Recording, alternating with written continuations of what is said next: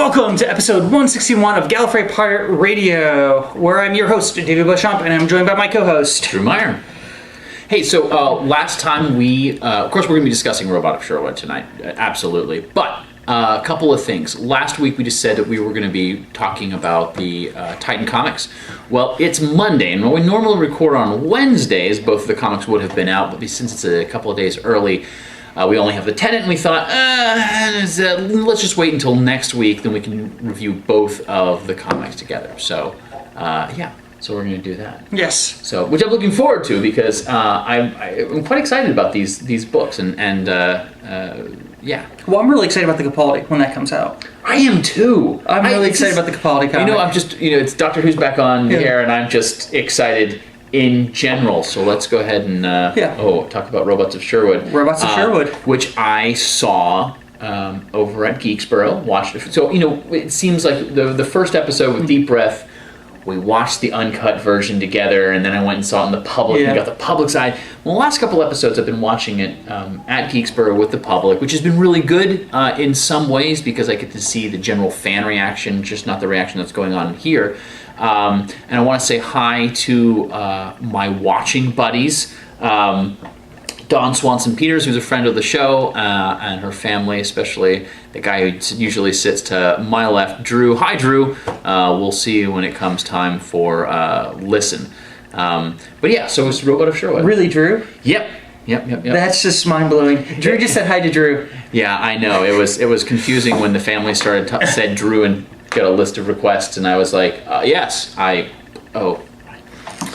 So. Robots of Sherwood. Robots of Sherwood. What was your overall impression of Robots of Sherwood? Okay, the first time I saw it, I wasn't really sure, and mainly because we are dealing with, we've had these two very serious episodes, and then we jump into something that can definitely be called a romp. I think it's safe to say a romp, a very charming romp, but definitely a romp, and it feels sort of out of place as we just looking at the episodes they've shown. Yeah. I think in the big picture, it'll go, oh, you know what?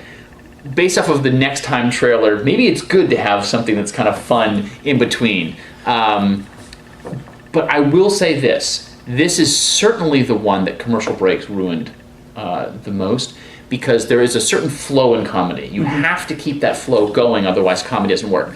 I've done theater. Comedy is the hardest thing to do, because you got to get an audience to laugh. So, I watched a second time last night with my wife, and I certainly gotta say I enjoyed it much more the second time, getting the flow through, also being able to hear it a little bit better. When you do a comedy and your audience is laughing, you're always gonna miss the next couple of lines. Yeah. And so there are certain beats that they have to wait for, but with Doctor Who, they're still doing really rapid fire dialogue, so I missed a bunch of it, so. Yeah. See, I know what your theory is, so let's hear your... Okay, like we were talking about this earlier, I really felt like this was a Matt Smith script. This was written for Matt Smith. It never got produced. They still had it, and they're like, let's use it. Because there was a lot of comedy in it, and I could just see, and like you said, a lot of speedy delivery. It was definitely made. I definitely think it was written for Smith. I'm going to have to look into this to see if that is the case or not. Because like Victory to Dialects, which was also a Gaeta script, that was actually written for Tennant and not for Smith. That's why Smith seems a little different in that episode. And I'm really wondering if that isn't the case here. It may be the case. It certainly might be the case if they wrote it. But I'm going to go ahead and disagree with you on that. Because I don't feel, it may have, the overall plot may have been, but I think the dialogue as written really fit Capaldi's character.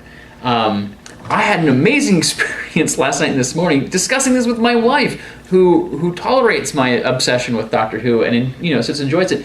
I asked her if she felt that this was an appropriate script for Capaldi, or if she thought it might have been one better for Tennant or Matt Smith.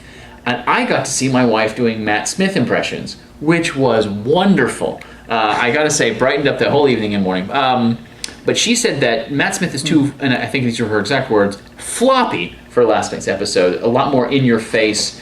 I think this could have been a Tennant, a little bit better for Tennant, but I think Capaldi really did a good job with it. I think if they had originally thought, oh, let's do this for Smith in a future episode, they definitely went back and re-edited the dialogue along those lines, because even though it feels awkward to have a comedy episode so close to these other grim aspects of it, I think it's going to be good for us as an audience to see that there is a side, because if nothing else, as funny as everything the goings on were, the Doctor was still fairly abrasive, competitive, petty, know-it-all, almost, I don't want to say mean-spirited, but definitely he felt like he was above it, which makes sense in the situation, him thinking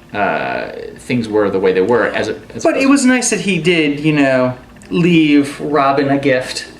Oh God, that was so annoying. You really thought that was annoying? I thought it was so annoying. But I want to talk about things I liked about it first. Of course, it's a Gatiss script, and I'm going to say this: Gatiss does past episodes well. In fact, Gatiss does past episodes exclusively, with the exception of Night Terrors.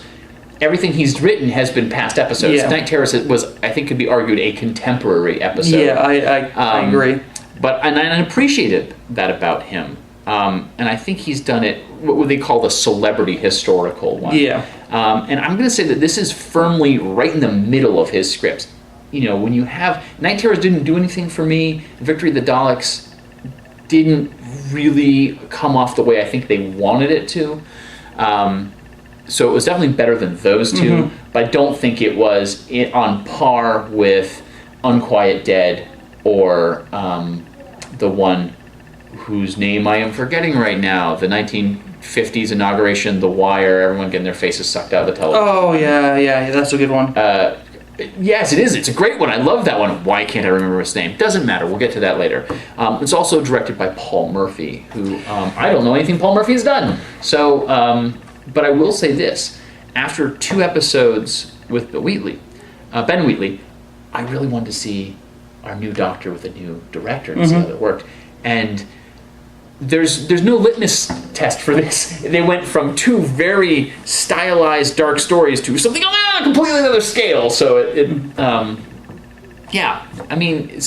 okay. You say that you think it's a Matt Smith script. Yeah, I do. And I can't find anything right now. That's what I was doing. Well, I was ignoring Drew. No, I was actually looking it up really quick to see if I could find out. And we'll look it up over the week, and we'll see if we can find something about it.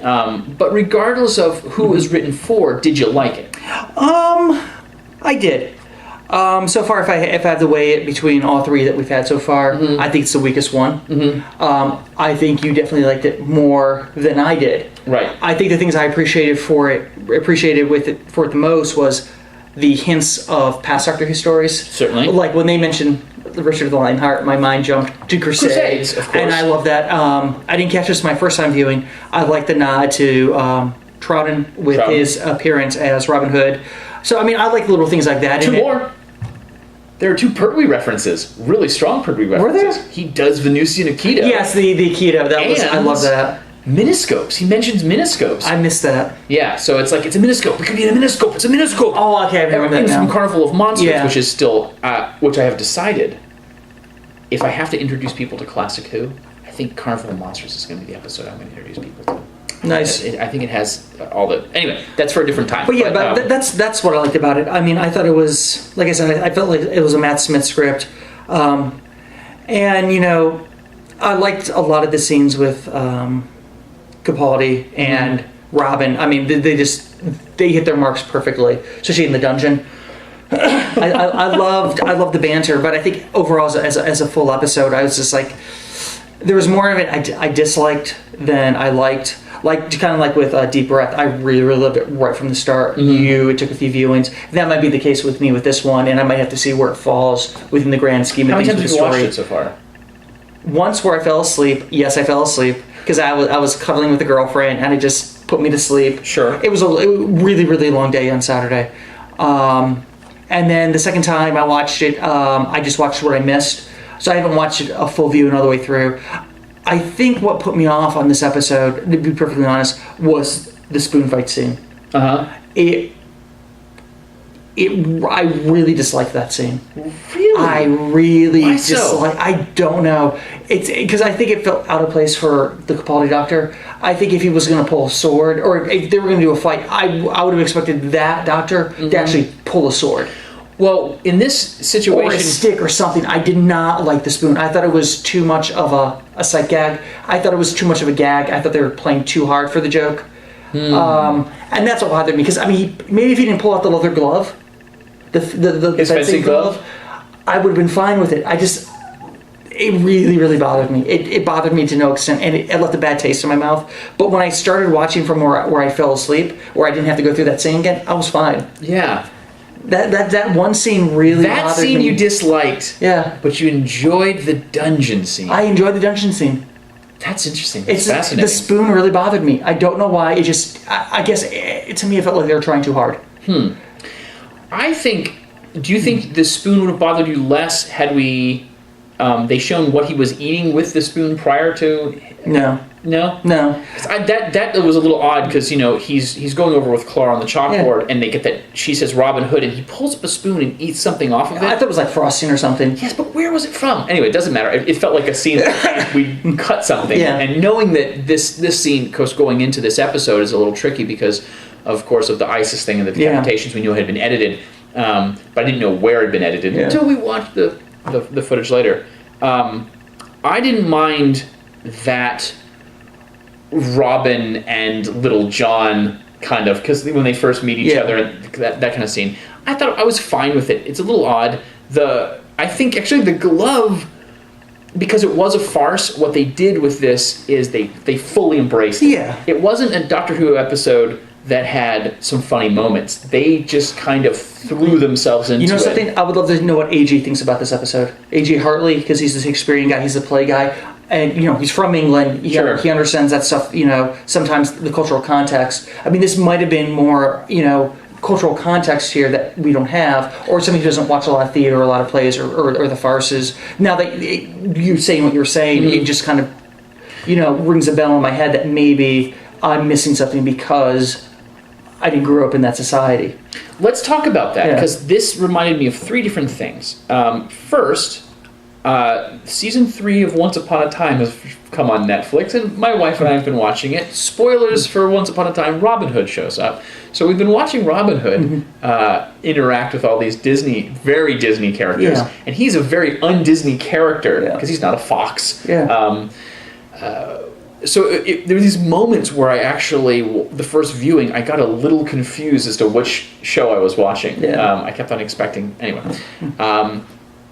The farcical nature, really reminded me of Blackadder, because you have, I don't want to say overacting, because I think that what they did is they threw these characters into what could be almost accepted roles.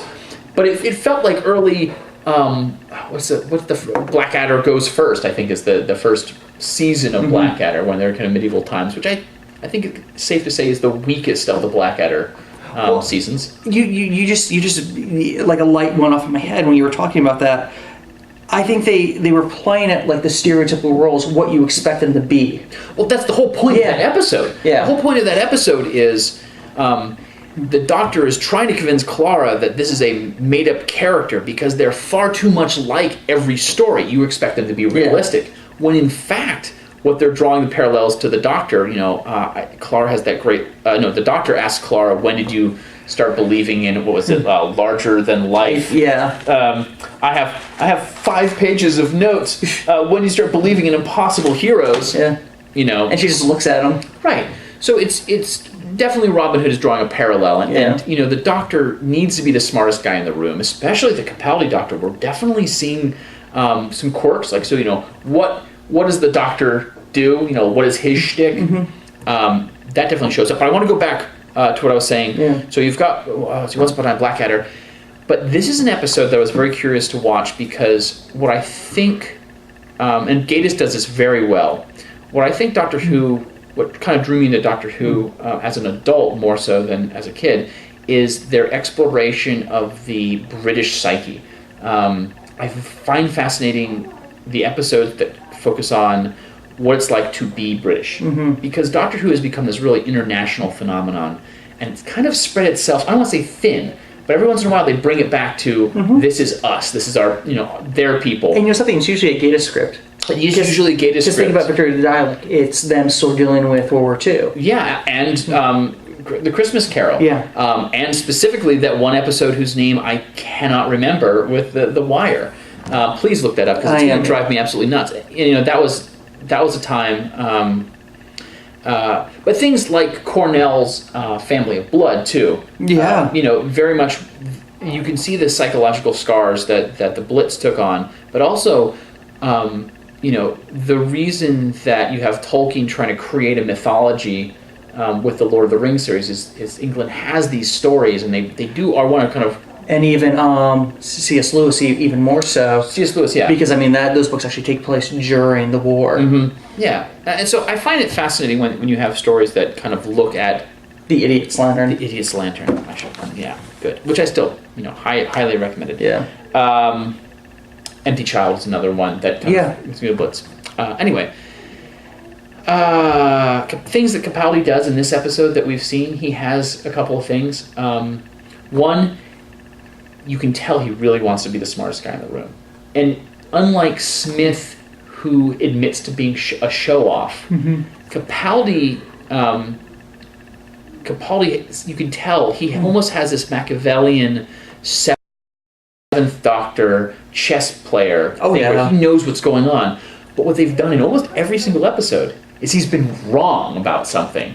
And I think that further expands the role of Clara. He also is doing this thing, and I'm not really sure what to call it, where he says a rhetorical question, and when they respond, he goes with it. So it's just like, you should go up there and do something about it. She's like, me? Yes, you, good idea. Yeah. And then in this one... I don't remember what the other one is. I have it on my notes. I feel like I should just go to the notes and look. I'll figure it out later. There's a black bar that there is a black bar. No one's going to see it. I know. It's a black bar right here. Right. So yeah, those are good aspects of it. I really enjoyed the score. I think that again, still Murray Gold, and I think that.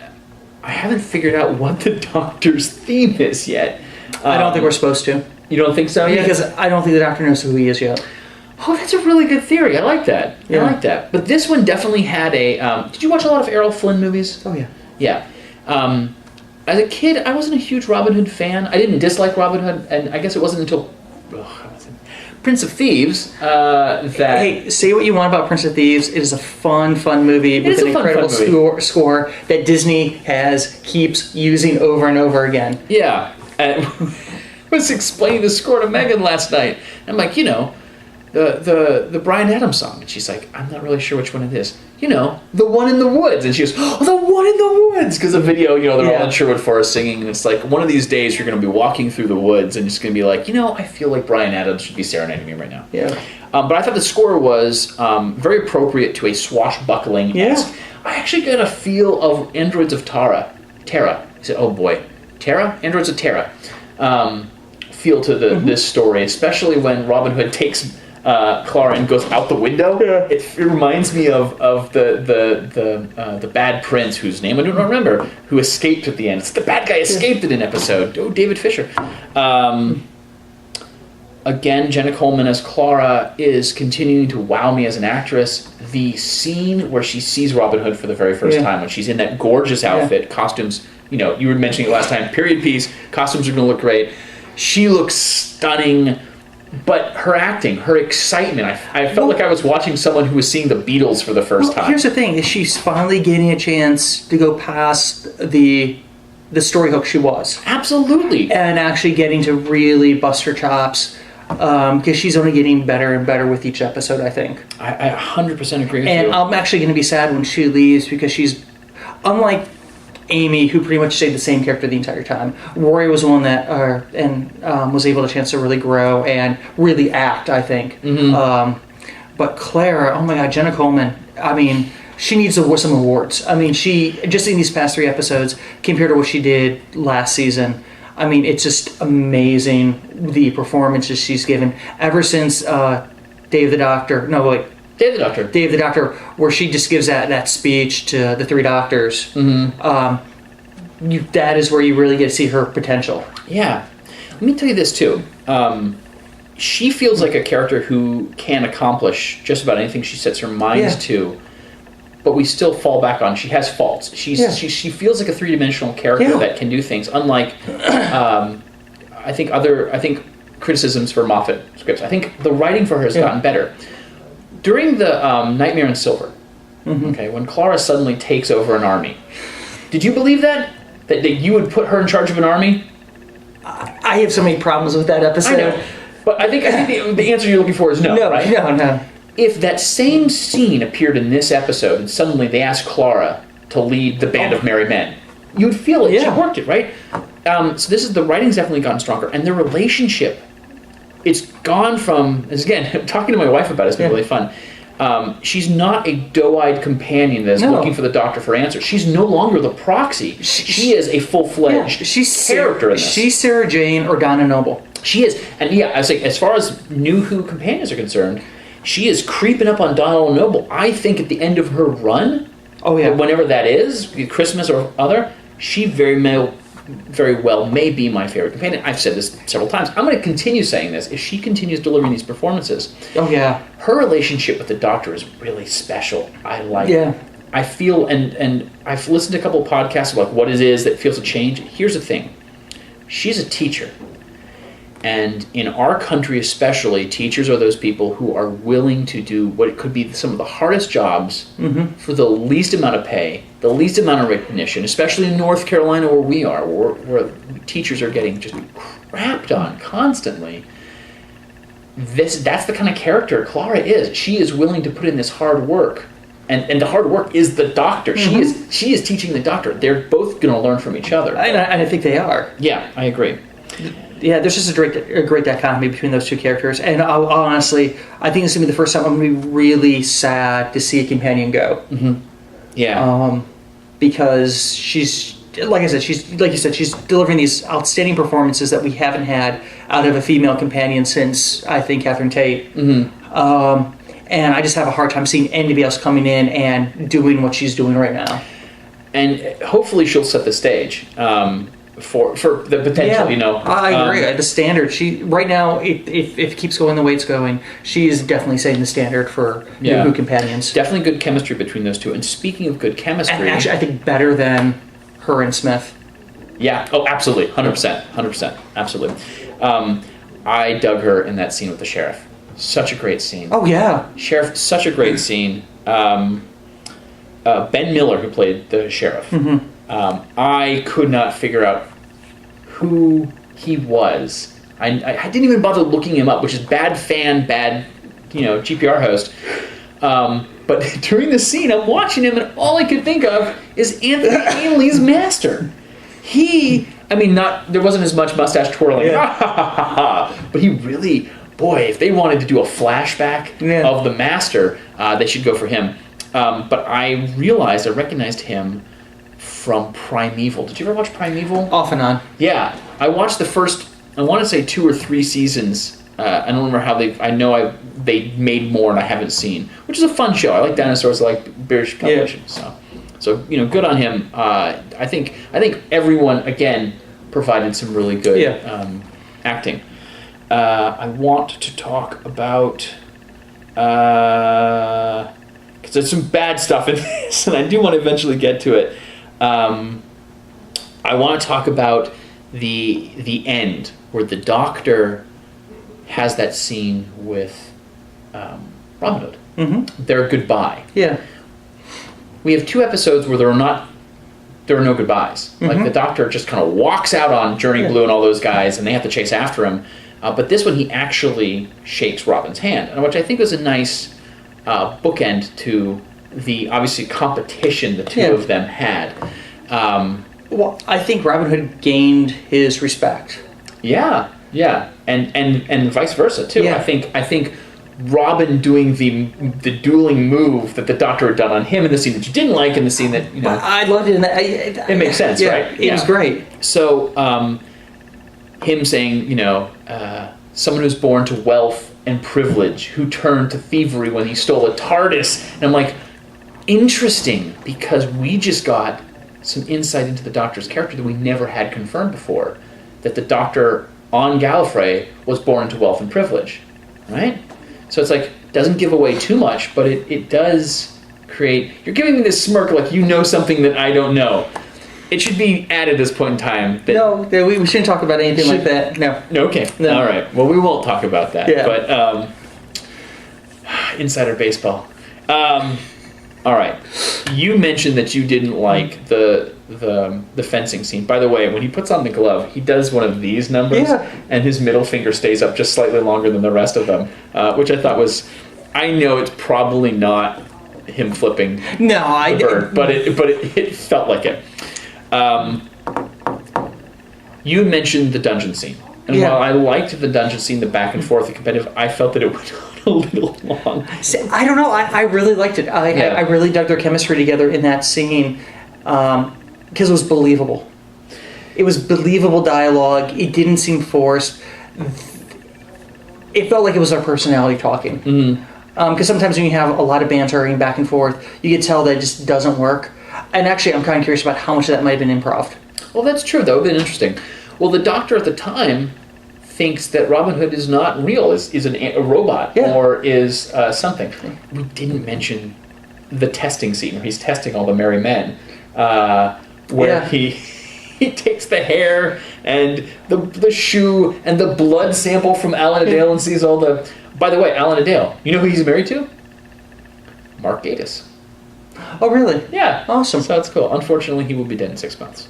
Alan Adale. See, right? Now that actually makes sense why he was able to give him that line. Yeah, I thought it was funny. It's like if you were real, you'd be dead in 6 months. I am real. Bye. Just goes on to the next one. So that during that scene, which by the way, I think have you seen *Inglourious Bastards*? Yes. I've only seen it once. I was a little sleepy when I watched it, but I feel like the area where the merry men were hanging out, I feel like that's the scene that the *Inglourious Bastards*, where they introduce the guy who beats people to death. The bear. Yeah. I want to say it's in the same scene, but it isn't because they're around buildings, but it definitely has the same structure and feel to it. Yeah. I was like, bastards? Question mark. We're quoting a thing, not saying anything, so we can get away with that. Megan's favorite scene is him taking a bite of the apple and sonicking it to test to see if it's real or not. Which is cool, because it felt like, once again, the sonic screwdriver being used as a scientific device, with the exception of the explosion. Yeah, which something like that, it's not. It doesn't bother me at all because it's not being used to save the day. Sure. But one thing it just hits me. It's like whereas the third Doctor, Pertwee, hated the scientific side of things. Capaldi, who it clearly there's a lot of references to the third Doctor, is embracing the science. Well, no, let's clarify that. If Pertwee, as an actor, did not like the techno babble, right? And it seems the Doctor loved the science. He was actually probably the most scientific. Yeah, but I'm just saying, like it's like Capaldi is really, really embracing it and having fun with it. Yeah. We got a reference in that dungeon scene to tell me a plan that does not involve the words sonic screwdriver. Brilliant. I'm so thankful that the writers are realizing what the fans have been complaining about, because I think the fans have been complaining about it's been way too easy to use the screwdriver to get them out of things, and I love the fact that she was like, say two things. Right there. Yeah, loved it. She is the audience proxy. Yeah. Well, for some audience members. Okay, so you mentioned one thing that you didn't like. Yeah. Anything else? No, that was pretty, because I think that set the tone for me for not loving the episode like I might have without that scene. Because you take that scene away, I love the episode. That scene in there for me really drags down the entire episode.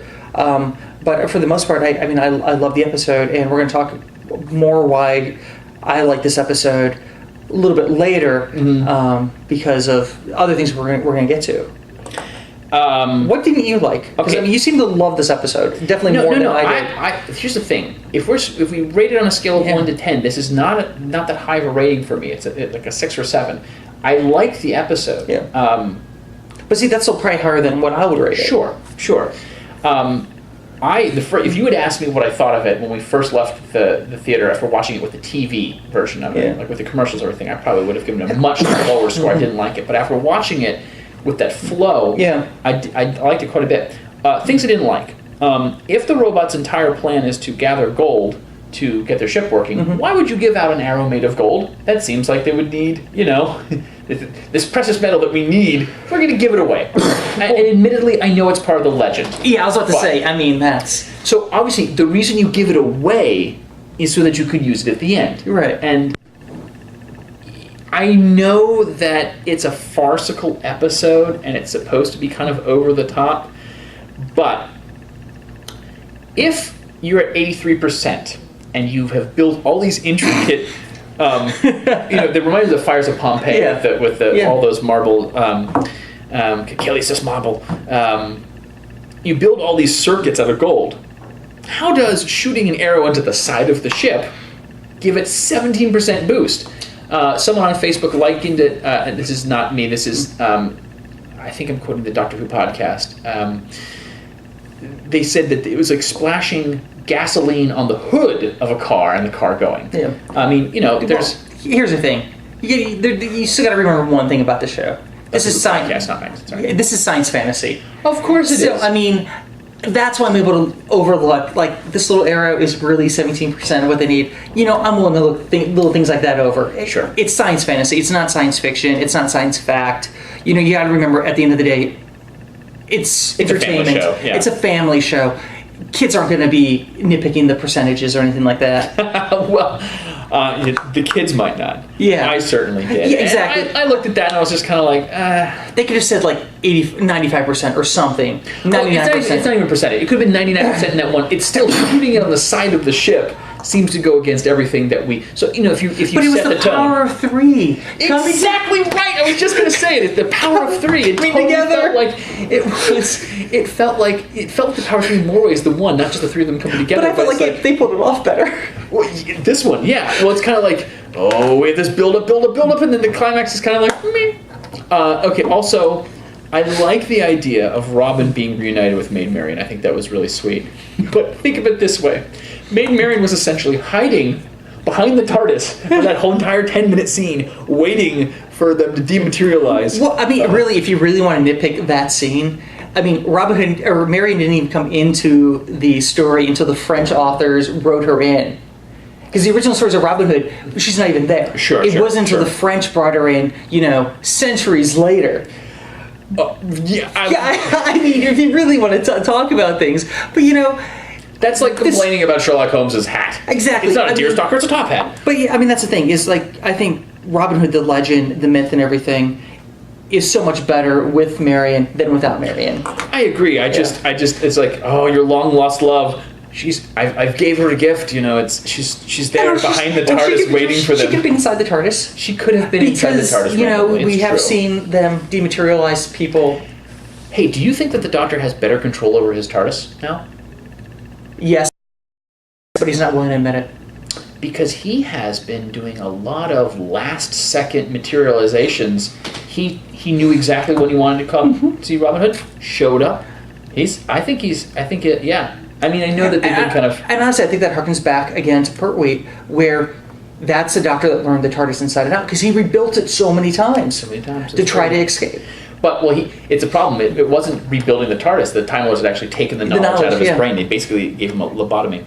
Yeah. Couple of things else. These are, I talked about my good, I talked about my bad. We got a few minutes left? We got a few minutes left. Okay. I'm actually surprised, given any place that Clara could go, any person Clara could go see, she didn't go to see Marcus Aurelius. Because, that it seems like... Well, here's the thing. She knows he's real. Yeah. And Robin Hood is a bit more myth and legend. It's almost like saying, honestly, I think that's a good choice, Robin Hood. I'm a huge Robin Hood fan. Oh, yeah. Or asking to see King Arthur. I think they wanted to go to something British. Yeah. It's Gatiss again. Sure. I'm just saying, with all the talk of Marcus Aurelius and his pinup. Okay, the Terminator effect. All these robot parts are left over in medieval England. I just want to point it out there. But of course, it could be plot point, or it could be the Doctor went back and took them all, or the explosion maybe vaporized them all. We don't know. We don't know. I think it's a moot point. Before we get on to the next thing, there is something obviously very important that needs to be discussed. Again, we mentioned that part of it had been edited down. If you have watched the original working cut, there was a decapitation. But what's interesting about the decapitation is, and it's going to be spoilers, sort of. If you've already watched the episode, it's not going to spoil much, but it turns out that the Sheriff of Nottingham is a cyborg. Mm-hmm. He was the robot of Sherwood, essentially, in that the ship crashed on him, he built him up. So there's a scene where they decapitate him, and he basically puts his head back in and continues fighting. There is a line that alludes to that in he's chasing Robin up the things. He cuts the rope and he goes, "I'm faster than you. I'm a new breed. I'm half man, half engine. You can never defeat me." I think the editing, other than that one line, you couldn't have possibly known. And I think, personal opinion, it's a better story with the sheriff being human, essentially. With the exception of him coming out of the gold afterwards. You kind of see that if he was a mechanized being. But who knows? I just wanted to point that out there. But him potentially being cyborg may go into the theory that you... But last time we didn't talk about Missy. Yeah, we decided we were going to wait on talking about Missy until we had a third episode. Which, interesting enough, no Missy shows up. But we do get a Promised Land reference. We do get a Promised Land reference, but we were discussing why is Missy taking these different people. Mm-hmm. You came up with a brilliant theory that... It's not me. It actually... Oh, okay. No, this theory is totally... I think came up on the spot by Deb Stanish of the Verity podcast. Okay. That if we saw Missy taking someone from every episode... with 13 episodes in this series, the finale would have been a reveal that there were 12 people, essentially would be... Okay, my question is, how many people are in a British jury? I don't know about a British jury. See, that's the thing. We got to think of British terms here, because here's the thing: yes, I think Missy did take somebody from this episode. Uh-huh. I'm pretty sure she took Nottingham. Okay. I could be wrong, but if that, because honestly, I think that's brilliant, leading to a new trial of the Time Lord. Which I didn't actually get a chance to say. Oh, sorry. Oh, yeah. You know the information. Yeah. So the idea is that we have 12 people from 12 different episodes gets taken up. We have a jury, and we have a new trial of the Time Lord, potentially with Missy being the Valiard or something. And again, full credit to Deb Stanish of the Verity podcast. No, I think that's absolutely brilliant, because if they're taking people, and I think, and it may not be, I think the trial is going to be more of, is he a good man or not? And these are the people that are going to judge him. Because we had, if we were to believe that the half-faced man sacrificed himself. Right. And we have, if you had asked me last week, I would have told you her name. Yeah. She sacrificed herself. Right. So you have these two people who have sacrificed in order to help the Doctor. Unless the Doctor murdered the first guy. Unless he murdered the first guy. Right. Yeah. And this one is a guy that only saw the Doctor and wasn't murdered by the Doctor. Mm-hmm. So we're getting different perspectives of people interacting with the Doctor being taken by Missy. That's if Sherwood was, or if Nottingham was taken, which I'm thinking he is. And plus, I would love to see the guy come back as Nottingham. He gave such a great performance. Yeah, I agree. But yeah, no. So I think that's brilliant. And the other thing we need to talk about are the time ships. Yeah, you came up with something this morning. This is now our third reference to damaged ships from other times in Doctor Who. There's a case for a fourth one, but that one we're leaving to the side. But we had the Madame with the Pompadour, we had Marie Antoinette, and now we have this other one. They're all repairing themselves. So did all these ships collide together? Did the Doctor do something, and he doesn't know it yet, that causes these ships to explode and go through time? Because he did have that wonderful line in Deep Breath, was like, I've been around for 2,000 years, and it's about time I do something. I forget the exact line, but he's basically, it's time for me to do something about it. What if this is a direct effect of something that he did that scattered these ships? But we've now had these ships from different times that have had to repair themselves. So the first two were with human body parts. This time with gold, which of course the gold I think is kind of interesting, because we do know who's showing up in the last episode. We know who's showing up in the last episode, and we know what their major issue is. Silver Nemesis question: was that a golden arrow or was that a silver arrow? It was golden arrow. So, so many things going on because we're heading towards the 10th anniversary of New Who. We're currently in the 50th anniversary of Doctor Who proper, heading to 51. So I've said I still don't think the anniversary is over, and this could be all part of it. So sure, it's interesting. I can't wait to see where these time ships are taking us because we have 3 now. That's not just something that's being thrown away. That's leading us to something, I think. I think that's a very good observation on your part. This, we were talking about once Moffat took over for Doctor Who, watching Doctor Who became a very different beast. Yeah. Now you can't just simply watch it. And that's actually one of the reasons I liked this episode. Megan and I were talking about this too. There was no super plot to it. You could just sit and watch it. You didn't have to analyze it. Well, see, the thing is I think most people don't sit there and analyze it. It's probably true. And honestly, when I watched the episode the first time, I try to watch it just to watch the episode. If something rings out to something else bigger, it will catch my attention, but I don't focus on that. I don't try to do that until the second or third viewing. Mm-hmm. But you're right. That's one of the nice things about Rebs of Sherwood. It was just a clean, plain episode. Yeah. Which is great. It was a fairly charming episode. Yeah, I agree. And I loved that the color palette was absolutely different. It was bright and green and the reds. The colors popped. I think they did it on purpose. So what did you think about his new shirt? Without the cardigan with it or anything? Because it was just a shirt and the jacket. I thought it was fine. I don't think it's quite as sharp as the white shirt. It seems fine. I didn't care for it. Yeah. I like the stark white with the vest. Mm-hmm. Maybe if he had the vest on or a different color vest with it, I might have liked it a bit more. But it almost made him the entire costume too black, too dark. Blends in. Okay. Yeah, and those is just something I want to talk about. So, anything else you want to say about Rebs of Sherwood before we move on? No, I think I've about covered it, which is kind of nice. But I have 5 pages of notes. But the nice thing about it is there were only a couple of things I really wanted to talk about. Even though I know we ventured into quite longer than we thought we were. Oh, most definitely. So, Doctor Who Legacy. Doctor Who Legacy. So, of course, yesterday we got. We got it at a weird time. Yeah. Because before we even getting about noon Eastern time, yesterday we got the stuff at 7 Pacific time, which I thought was very interesting because it wasn't like we added a new costume or a new character or anything like that. So it didn't seem like it was going to be program heavy. But I'll let you talk about what we got and stuff. I wonder if that's because Lee, for the prior 2 years, was overseas and was he on the coast? I don't know. It doesn't matter. I don't know where he was at. So the costume, So you defeat any of the Series 8 bosses, which are going to be the Robot Knights. We didn't even talk about the Robot Knights or the reveal. You defeat them, and then you can fight the sheriff. It's pretty standard. I played it on expert or the hard version, and it with the team that I had, I definitely gave myself a weaker team. Yeah, I didn't play to its strength, but I beat it. It was fun. But we get a fantastic costume. I haven't looked at it yet. It's gorgeous, and Clara really looks like Clara.